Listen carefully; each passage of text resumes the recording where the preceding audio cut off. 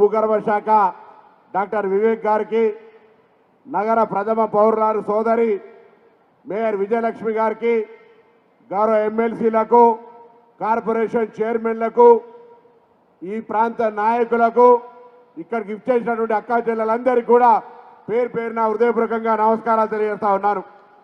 అందరూ ఒకసారి గట్టిగా మన గౌరవ ఉప ముఖ్యమంత్రి గారి చప్పట్లతో స్వాగతం చెప్పాల్సింది కోరుతా ఉన్నా.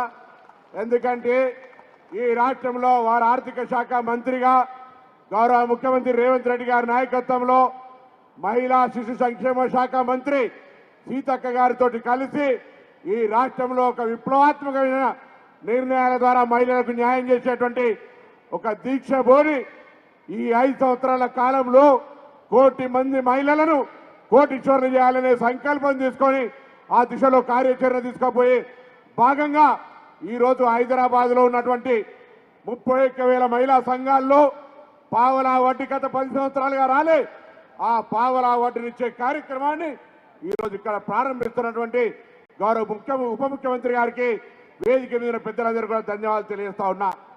ఈరోజు ధైర్యంగా మహిళలకు మేమున్నామని చెప్పేటువంటి మా నాయకురాలు సోనియా గాంధీ గారి పార్టీగా, కాంగ్రెస్ పార్టీగా ఆనాడు ప్రధానమంత్రి ఇందిరాగాంధీ వారసులంగా ఈరోజు మీ ముందు నిల్చొని మహిళలకు న్యాయం చేయగలుగుతాం.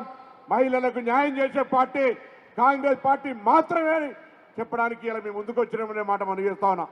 ఇప్పుడే వేదిక మీద సీతక్క గారు అనేక పథకాలు చెప్పినారు. ఇలా మీరు చూస్తా ఉన్నారు ప్రత్యక్షంగా 10 సంవత్సరాలుగా కొత్తగా పెళ్ళైనా లేదా కుటుంబ సభ్యులు పెరిగినా రేషన్ కార్డు రానటువంటి పరిస్థితుల్లో ఈ యొక్క నియోజకవర్గంలోనే 41,000 మందికి లబ్ధి జరిగే విధంగా కొత్త రేషన్ కార్డులతో పాటుగా 6 కిలోల సన్న బియ్యాన్ని ఇచ్చే కార్యక్రమం తీసుకున్నాం.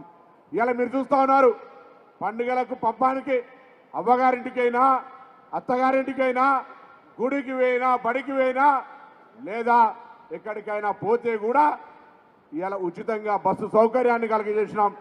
222 కోట్ల మంది 7,400 కోట్ల విలువ కలిగిన బస్సు ప్రయాణాన్ని ఉచితంగా ఇచ్చినాం.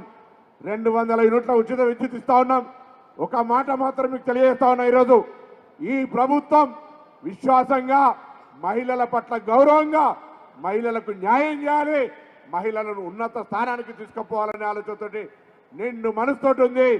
మీ ఆశీర్వచనం కావాలి. మీ ఆశీర్వచనం మా ప్రభుత్వానికి కొండంత బలంగా ఇంకా మీ పట్ల సానుకూల నిర్ణయాలు తీసుకోవడానికి ఉండాలని కోరుకుంటూ మీ అందరికీ మరొక్కసారి హృదయపూర్వకంగా అభినందనలు, ధన్యవాదాలు తెలియజేస్తూ గౌరవ ఉప ముఖ్యమంత్రి పెద్దలు బట్టి విక్రమ